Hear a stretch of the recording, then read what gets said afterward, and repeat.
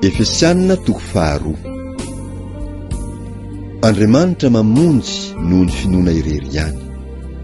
Efesianina toko faharoa ny 1 hatramin'ny 10. Ary ianareo dia efa novelominy fony mbola maty ny fahadosoanareo sy ny fahotanareo izay nalehanareo fahiny araka ny fomban'izao tontolo izao, araka ny mpanapaka ny fanjakana eny amin'ny rivotra, dia ny fanahy izay miasa ankehitriny ao anatin'ny zanaky ny tsy fanarahana.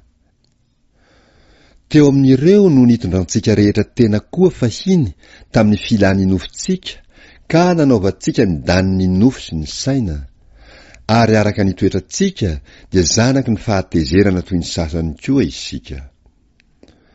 Fa Andriamanitra izay manan-karena amin'ny famindrampo noho ny halehibe ny fitiavany izay nitiavany antsika, na dia fony mbola maty ny fahadosoana azy isika, dia nahavelona antsika niaraka tamin'ny Kristy, fahasoavana no namonjena anareo, ary niara-natsangana isika ka niara-napetrana any an-danitra ao amin'ny Kristy Jesosy, mba hasehony amin'ny andro ho avy ny habe ny harenany fahasoavany amin'ny famoram-panahiny amintsika ao amin'ny Kristy Jesosy.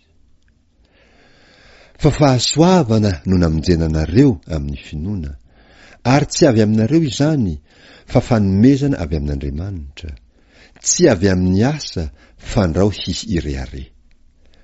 Fa asany isika, voaforona tao amin'ny Kristy Jesosy mba hanao asa tsara, izay namboarin'Andriamanitra rahateo mba handehanantsika eo aminy. Ny jentilisa sy ny jiosy dia vatana iray ihany ao amin'ny Kristy, fonenan'Andriamanitra amin'ny fanahy. Efesianina toko faharoa ny 1:12 hatramin'ny 12:20. Koa tsarovy fa fahiny ianareo izay jentilisa araka ny nofo, ka nolazainy voaforatanana teo amin'ny nofo hoe tsy voafora.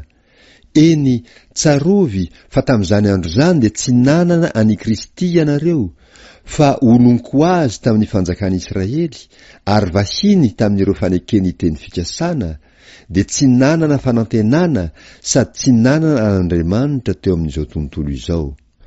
Fa ankehitriny kosa, ao amin'ny Kristy Jesosy, ianareo izay lavitra fahiny dia efa nampanekekeny rany Kristy. Fa izy no fihavanantsika izay naha iray antsika roa tonta ka nandrava ny hevitry ny fisarahana, fa tao amin'ny nofony no nandravany ny fandrafiana, dia ny lalàna nisy didina tao ho tandremana, mba hanakambana ny antsika roa tonta ao amin'ny tenany ho olom-baovao iray, ka hanaova ny fihavanana, ary hampiavana antsika roa tonta ho tena iray amin'Andriamanitra noho ny hazo fijaliana izay naminony ny fandrafiana.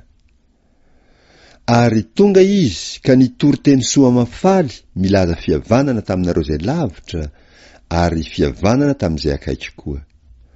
Fa izy no ananantsika roa tonta fanatonana amin'ny fanahy iray ho any amin'ny iray. Koa dia tsy mba vahiny sy mpivahiny intsony ianareo, fa tompo-tany, mpiray fanjakana amin'ny olona masina sady ankohonan'Andriamanitra, natsangana teo ambonin'ny fanorenan'ny apôstôly sy ny mpaminany, ary Kristy Jesosy no fehizoro indrindra. Ao aminy no irafetan'ny rafitra rehetra, mitombo tsara ho tempolo masina ao amin'ny tompo.